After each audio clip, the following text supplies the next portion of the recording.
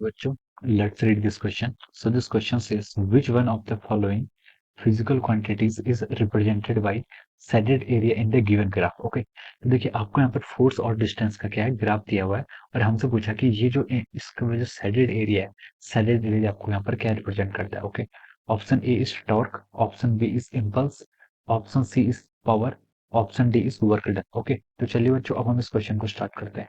तो देखिए बच्चों, इस क्वेश्चन का की कॉन्सेप्ट हम क्या लिख सकते हैं? The key concept of this question, इस क्वेश्चन में हमें क्या बताना है? Area under this curve find out करना है. ओके, हमें यहाँ पर area under this curve find out करना है. हमें यहाँ पर फोर्स और डिस्टेंस का कर्व दिया गया है और इसका जो एरिया है, सैडेड रीजन है, वो हमें क्या देता है? यहाँ पर हमें वो फाइंड आउट करना है. ओके, तो इस क्वेश्चन का की कॉन्सेप्ट हम क्या लिख सकते हैं? Area under the curve. Okay, area under the curve is the key concept of this question. Okay, तो देखिए बच्चों, एरिया अंडर द कर्व क्या होता है?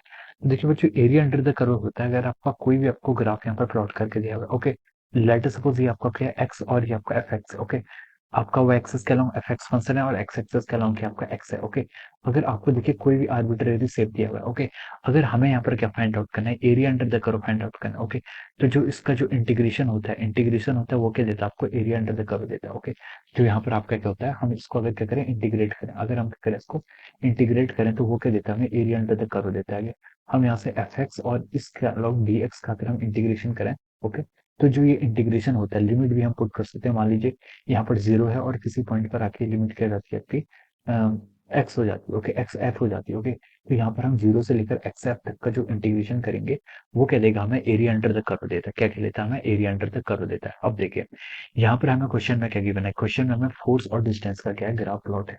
फोर्स वर्सेस डिस्टेंस का ग्राफ प्लॉट है. तो अगर हम क्या करें? इसके अंडर का एरिया निकालें, इसके अंडर का अगर हम क्या करें? एरिया निकालें, तो वो हमें क्या देगा? देखिए, तो हम उस एरिया को क्या लिख सकते हैं?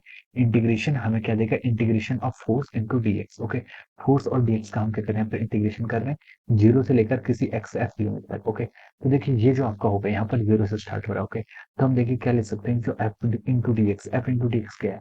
Force into distance. Force into distance क्या देता है आपको?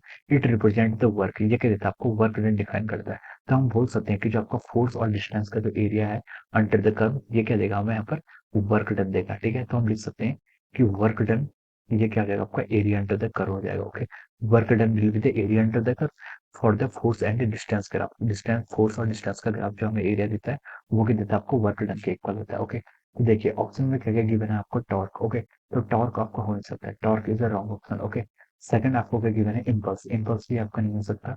सी में क्या गिवन है आपका? फॉर. फॉर भी क्या देगा? करस्पॉन्डिंग रॉन्ग हो जाएगा. ओके, डी आपको दिया गिवन है आपको वर्क डन. हाँ, तो हम बोल सकते हैं कि वर्क डन क्या होगा? इसका करेक्ट आंसर होगा. Okay, work done will be the right answer of this question. Okay, तो हम बोल सकते हैं कि इस क्वेश्चन का जो आपका करेक्ट आंसर होगा वो क्या होगा? आपका ऑप्शन डी होगा. क्या होगा आपका? Option D. And we can write down that option D is the correct answer of this question. Option D क्या हो जाएगा आपका? इस क्वेश्चन का आपका क्या होगा? करेक्ट आंसर होगा. Okay, this is the answer of this question. I hope you all understood this concept. All the best and thank you so